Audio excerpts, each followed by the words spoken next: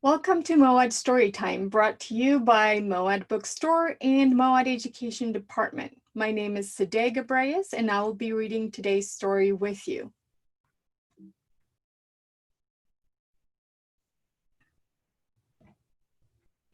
July 18 is Nelson Mandela Day. In honor of this day, we bring you the book Nelson Mandela, written and illustrated by Kadir Nelson.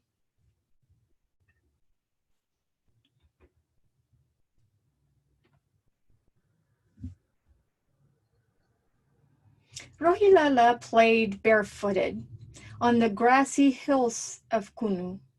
He fought boys with sticks and shot birds with slingshots. The smartest Madiba child of 13. He was the only one chosen for school. His new teacher would not say his Kosa name. She called him Nelson instead.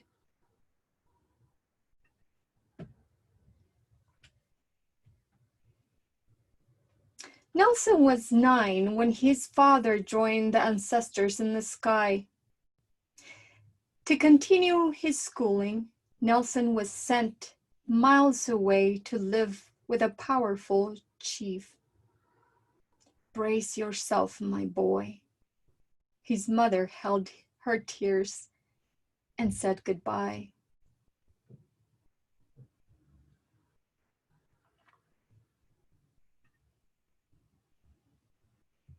The chief held counsel to warriors, medicine men, farmers, and laborers. The elder ones told stories of old Africa. For centuries, Thembu, Pondo, Kosa, and Zulu people lived in the mountains and valleys of South Africa. The land was beautiful, fertile, and rich. The people hunted, fished, and raised crops, living in relative peace. But they made war on European settlers who came in search of land and treasure. The settlers' weapons were stronger and breathed fire. Slowly, the people were conquered. Their land was taken and spirits dimmed. South Africa belonged to Europe. The elders grew quiet, and Nelson felt sorry.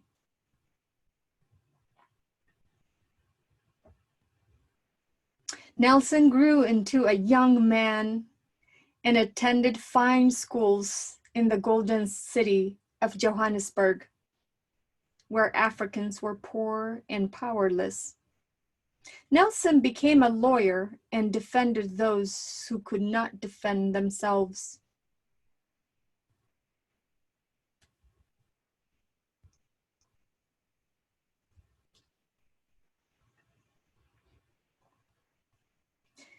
The government grew harsh and created a cruel policy. It split the people in 3: African, Indian, European. It was called apartheid. The people were set apart: European-only beaches, European-only parks, European-only theaters, and the people protested.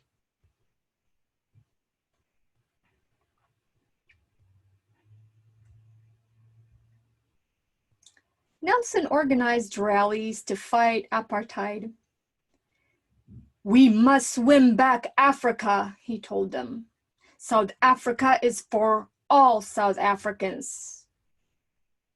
"Mandela," he shouted. "Awetu," they responded. Power to the people, and the people loved him.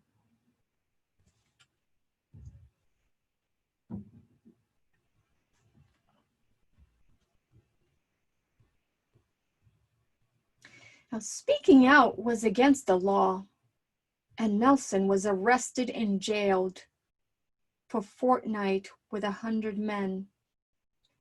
They danced and sang called the ancestors to join the fight for freedom. Amandla, awetu.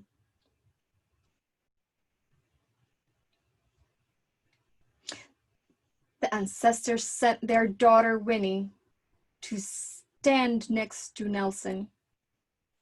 They found love and married and welcomed children into the world.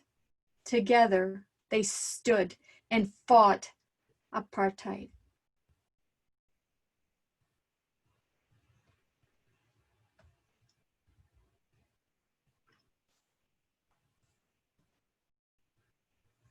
The state vowed to put Nelson in jail, and he went underground. He wore different disguises and lived in the shadows. Empty flats, farmhouses, and bedrooms of friends became Nelson's home, while he organized more rallies and protests. The police put out a warrant for his arrest, but they could not find him.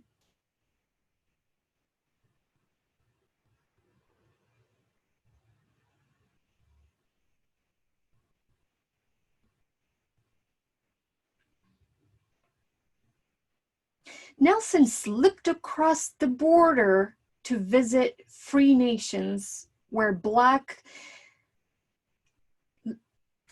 Ethiopians, Moroccans, and Liberians freely conversed with white Europeans and brown Egyptians. They shook hands, a glimpse of freedom for life at home. Nelson returned to South Africa to cleanse his homeland of hate and discrimination.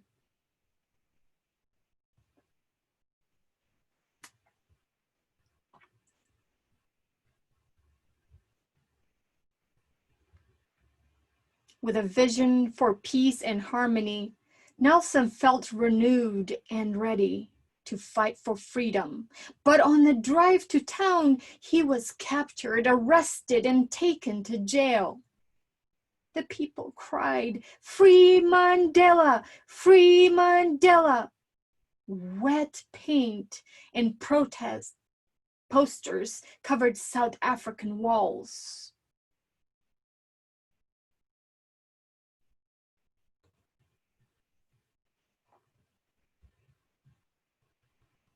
On a small island off the coast of southern tip of Africa, Nelson sat in a tiny cell.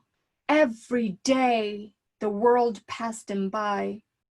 Cold meals, thin blankets, hard labor.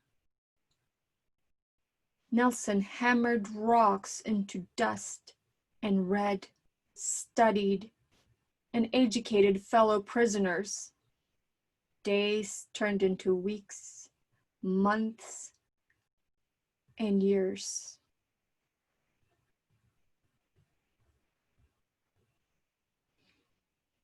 His children grew up, relatives passed away.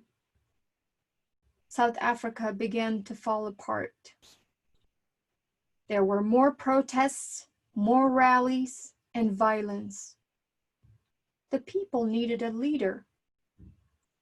Nelson snuck a message to the people: "I will return."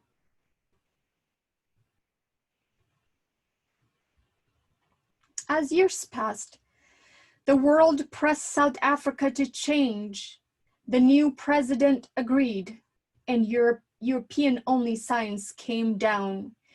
Beaches, parks, and theaters opened. Nelson's comrades were set free. Apartheid was no more.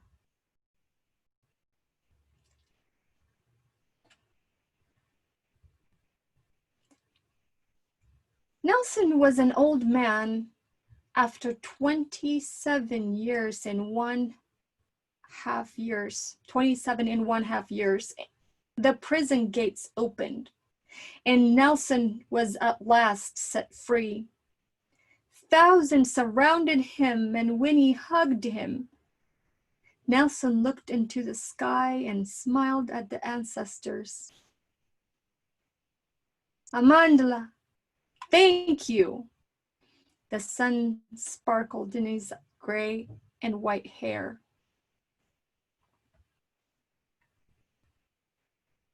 Nelson stood proudly with the wind at his back and spoke to the colorful sea of people. We must forget our troubled past and build a better future for South Africa. Let us continue to fight for justice and walk the last mile to freedom.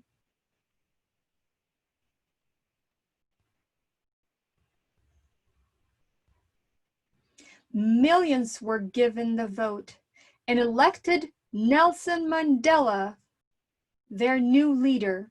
South Africa was free at last and finally at peace. The ancestors, the people, the world celebrated. Amandla, awetu, Amandla, awetu.